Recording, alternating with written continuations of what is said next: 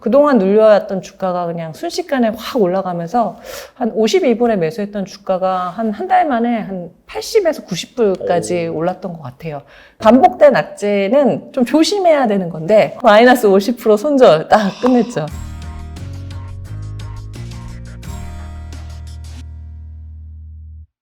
지금까지 이제 1억을 모으고 20대 때, 네네. 30대 때 어떻게 서울 아파트를 맞아요. 장만했는지 그런 스토리에 대해서 들어봤는데요. 이제 본격적으로 이제 주식을 투자하게 되셨죠. 네네. 그리고 한국 주식이 아니라 맞아요. 미국 주식을 주식을 또 했죠. 투자하셨단 네, 말이에요. 네. 이 투자하게 된 계기가 무엇인지 궁금합니다. 네. 제가 이제 집까지 딱 사고 난 다음부터는 이제 뭐 해야 되지? 약간 이런 게 왔었어요. 그래서 뭐 돈을 계속 모으고는 있는데 이제 네. 어떻게 해야 되지? 라는 생각을 하고 있었는데 근데 사실 직장 생활도 굉장히 힘들었기 때문에 제가 이제 피로감 때문에 입원을 했었어요. 그러니까 되게 많이 아팠었거든요. 네. 근데 이제 병실에 누워가지고, 내가 언제까지 이렇게 노동을 하면서 할 수 있을까라는 생각을 했었고, 근데 이제 노동을 내가 원치 않은 순간에 중단을 하게 된다면 뭔가 강력한 머니 파이프라인이 있어야 한다. 그래야지 내가 편안하게 쉴 수 있겠구나라는 생각을 그때 처음에 했던 것 같아요.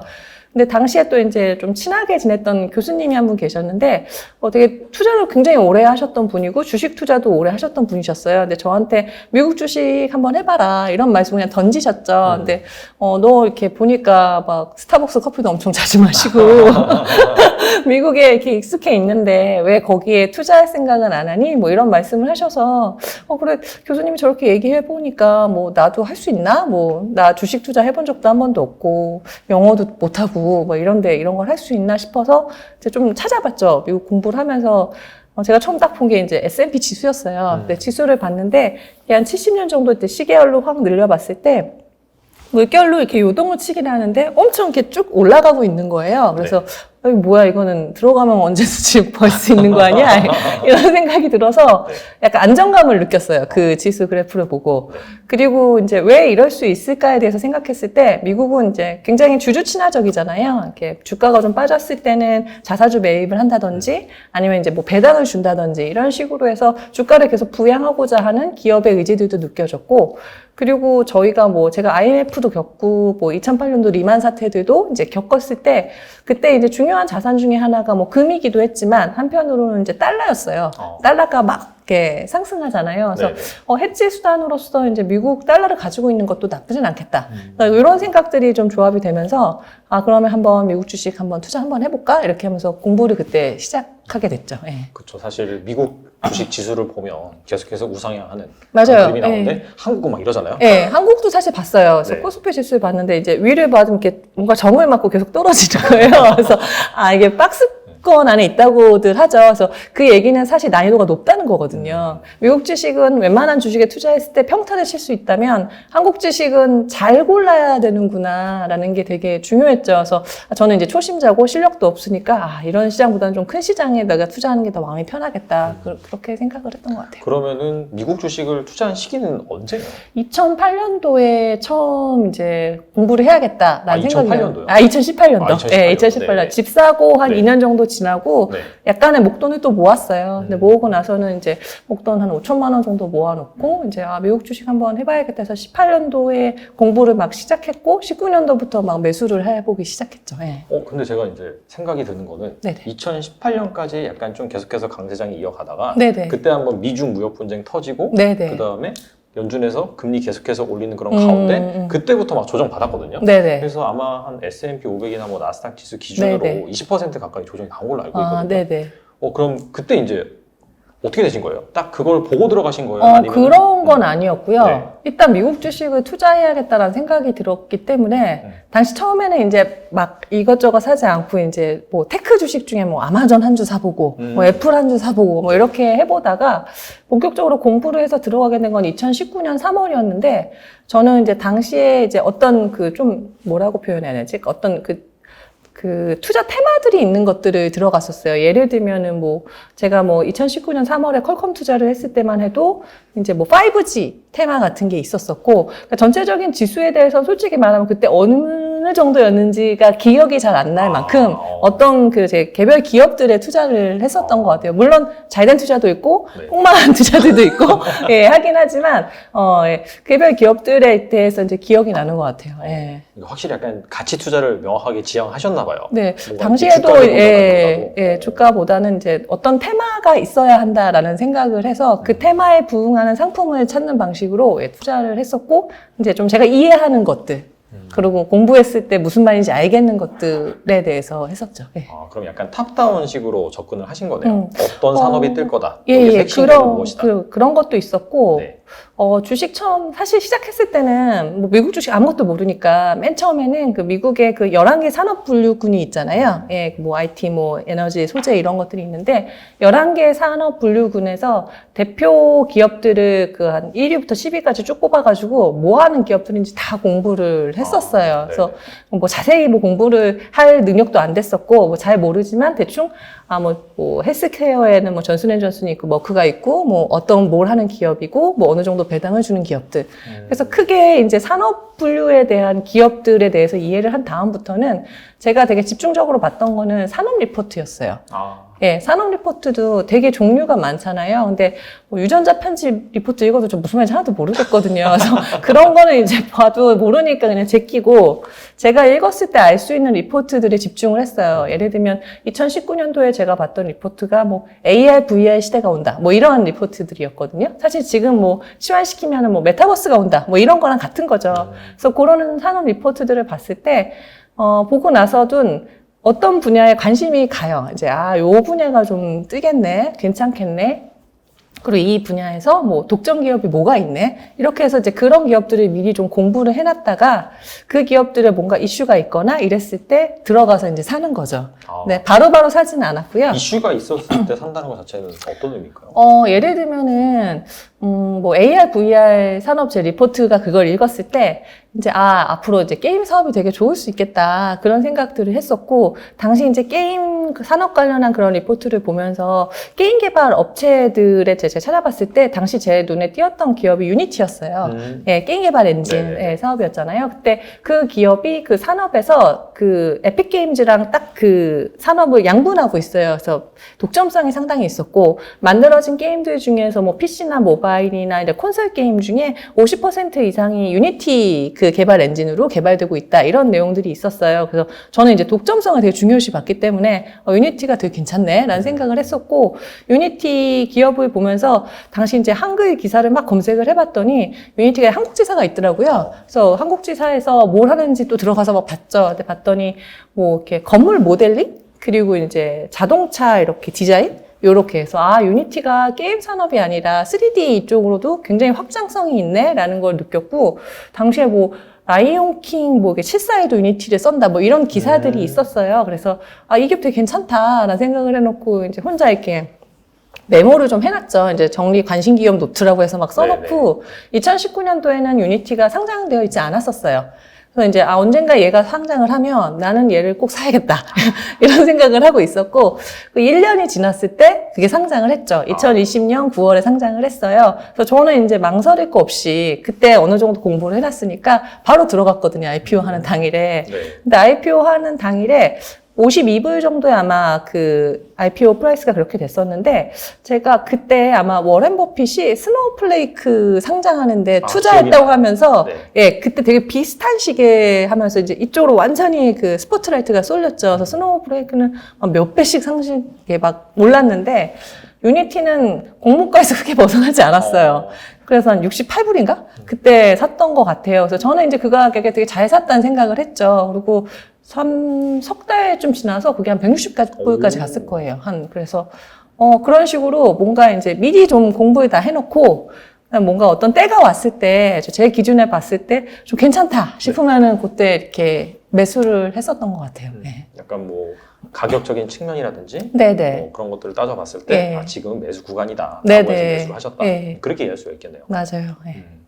알겠습니다. 앞서서 말씀하신 부분 중에서 실패한 것도 있다라고 말씀하셨어요. 그럼요. 그래서 좀 궁금한 그런 투자 네. 사례 성공한 거 하나, 실패한 거 하나 네. 말씀해 주시면 좋을 것 되게 같아요. 많은데요. 네. 책에도 엄청 자세하게 적어놓긴 했는데, 네.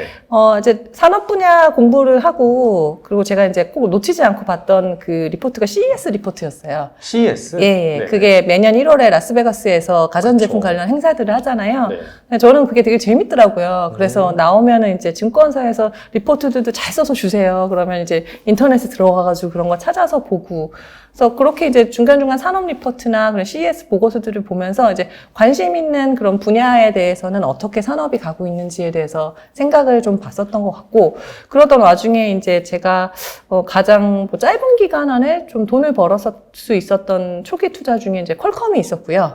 2019년 3월에 퀄컴에 투자했었고, 그리고 그 퀄컴에서 낸 수익을 그대로 이제 날린 게 보잉 투자를 하면서 그대로 그렇죠. 날렸었고요. 네. 퀄컴 같은 경우에는 기업의 매출 구성이 크게 이제 AP라고 하죠. 그 통신 반도체 칩. 네. 예, 이쪽 매출이랑 그다음에 로열티 수익이라고 해서 특허 수익으로 구성되어 있어요.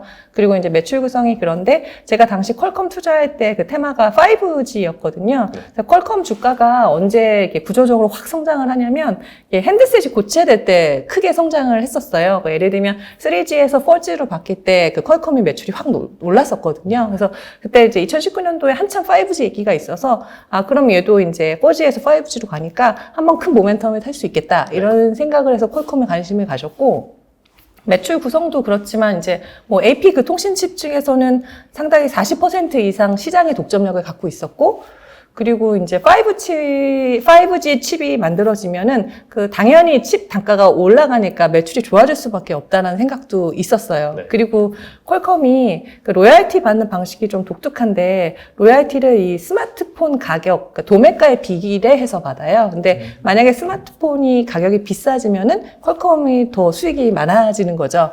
그래서 그런 아이디어를 갖고 이제 퀄컴을 매수를 했을 때 당시 배당률이 4.5%였어요.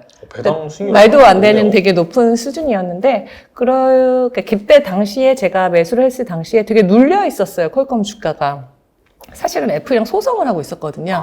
네, 애플이랑 이제 그 5G 칩 관련해가지고 애플에서 이제 너무 과도하게 로열티를 받는다, 이렇게 소송을 하고 있었고, 당시에 근데 제가 봤을 때는 5G 시장의 개화가 분명하게 보여줬고, 그리고 퀄컴의 배당률이 보통 많아야 2, 3%였는데 4.5%면 굉장히 많이 주니까 못 받아도 배당 4.5% 받으면 땡큐 아닐까, 뭐 그렇죠. 이런 생각을 하고 퀄컴을 매수를 했는데, 매수를 하고 나서 굉장히 운 좋게 한 달 만에 그 애플과의 소송이 끝나버렸어요. 네. 그래서 애플이랑 소송이 끝나면서 애플이 이제 퀄컴에게 돈을 주고 이제 계속 칩을 납품받게 했기 때문에 그동안 눌려왔던 주가가 그냥 순식간에 확 올라가면서 한 52불에 매수했던 주가가 한 달 만에 한 80에서 90불까지 올랐던 것 같아요.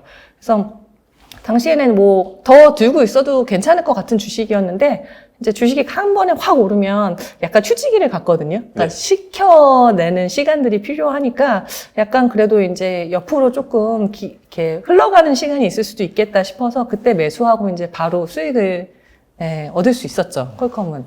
궁금한 게 퀄컴 그러면은 애플과 소송 중이었다고 네. 그런 상황에서 네네. 불확실성에서 매수를 한 것이잖아요. 맞아요. 그러면 약간 좀 소송에 이길 가능성이 있다? 그건 생각하셨나요, 혹시?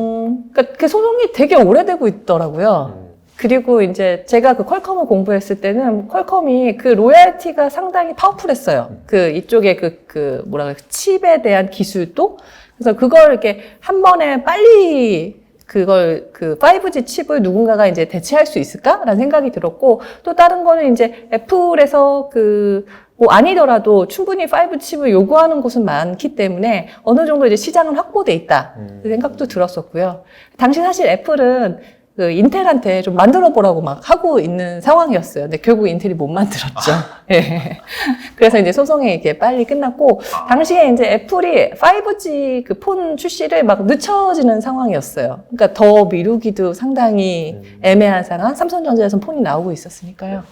그런 생각들도 있었고, 또 뭐 운도 좋았죠. 뭐 사실 소송에서 질지 이길지는 알 수 없는 거니까요. 네. 그런 것들을 감안하더라도 사실 뭐 확보하고 있는 IP라든지 맞아요. 뭐 네. 구도 이런 것들을 감안한다면은 그런 게 충분히 이제 가격에 반영이 되었다. 네. 이렇게 이제 너무 투자하신 거예요. 싸다라는 생각이 들었어요. 그때 뭐 배당률 4.5%는 지금도 거의 도달할 수 없는 퍼센트일 거예요. 우리나라로 치면 거의 은행주예요, 그 정도. 네, 그쵸. 그래서 저는 이거 보고 이거는 너무 많이 눌렸다. 그렇게 해서 좀 마진이 크다. 이런 생각을 했었고, 네, 때마침 잘 풀렸죠. 네. 알겠습니다. 그러면 이 수익금을 가지고 이제 보잉에 투자하셨다고 네. 하셨는데 보잉도 사실 저는 조금 너무 쉽게 접근했었던 것 같아요. 네. 뭐 보잉도 독점 기업이잖아요. 보잉도 그렇죠. 사실 그 문항기 사업에서는 에어버스랑 보잉이 양분하고 있거든요. 그리고 보잉은 사실 대표적인 미국 기업이어서 약간 그 미국은 보잉 이런 이미지가 있었기 때문에 네. 독점성도 강했고 그 국가적으로도 좀 이렇게 믿음이 있었고 그리고 그 여객기 사업 자체도 사실 그 이머징 국가에서 국민들의 소득이 높아지면 여행 수요가 자연스럽게 늘어나요. 그렇죠. 예, 그래서 이제 이 여객기 수요는 저는 이제 계속될 수밖에 없다라는 상황이 생각이 들었기 때문에 보잉을 되게 좋게 보고 이제 들어갈 시기를만은 이렇게 호시탐탐 보고 있었는데 근데 그 보잉 제가 들어간 시점이 737 맥스 사고가 났었을 때 지점이었어요. 그때 20% 그때. 주가가 확 빠졌어요. 네. 근데 저는 이제 그게 기회라고 착각한 거죠. 근데 그게 이제 악재였던 거죠. 악재인데 저는 해결될 수 있다고 생각을 했던 것 같아요. 뭐 737 맥스 인명사고가 났지만 이게 지금 생산 중단됐어도 언젠가 생산은 될 것이다. 생각을 했는데 그때 미스한 거는 그게 두 번째 사고였다는 거였어요. 사실 그 2018년도에 이미 크게 한 번 사건이 있었고 네. 두 번째 사건이 있었기 때문에 이건 어떻게 보면 반복된 악재예요. 그래서 반복된 악재는 좀 조심해야 되는 건데 제가 조심하지 않았죠. 이게 20% 빠지니까 뭐 신난다 우선은 막 들어갔는데 그때만 해도 완전 물렸어요.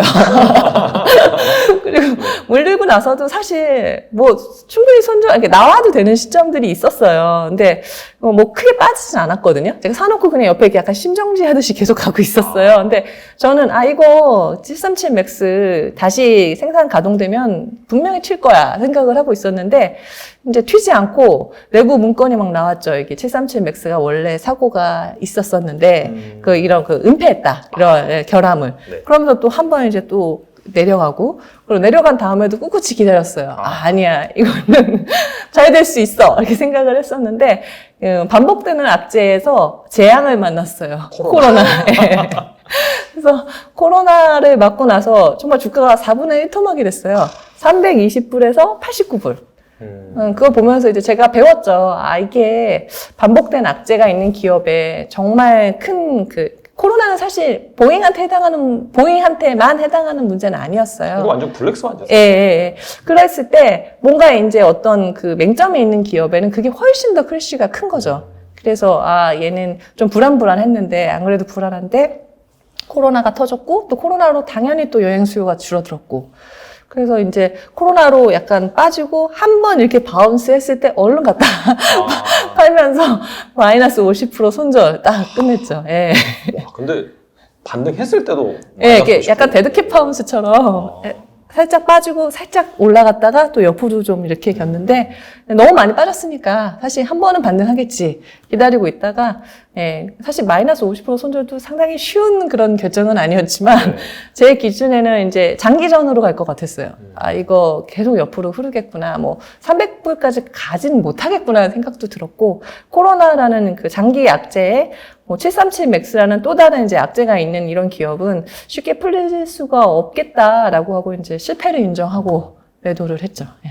이게 이제 한 번은 실수인데 두 네. 번 이상 반복이 되면은 맞아요. 실력이다 그런 말이 있잖아요. 네, 그게 보잉의 케이스였던 것 같아요. 네. 그 부분이 확실히 좀 기업 가치를 좀 절하시키는 그런 요인으로 작용을 했다라는 그런 말씀이고 엎친 데 덮치기 용으로 코로나. 악재는 한꺼번에 밀려오죠. 맞아요. 네. 그래서 코로나를 맞은 그런 바람에 아무튼 이런 것들이 사실 뭔가 투자 의사결정을 할 때 있어서 중요한 그런 기준이라든지 사례가 될 것 같네요. 네, 전 코로나한테 되게 완전 확실한 실무 경험을 느낀 것 같은 느낌이었어요. 그때 코로나로 이런 악재도 당해보고 서킷 브레이크도 막 당해보고 막 주가 창이 움직이지 않는 것도 당해보고 하면서 약간 강도 높은 실전 경험을 했었죠. 예. 알겠습니다.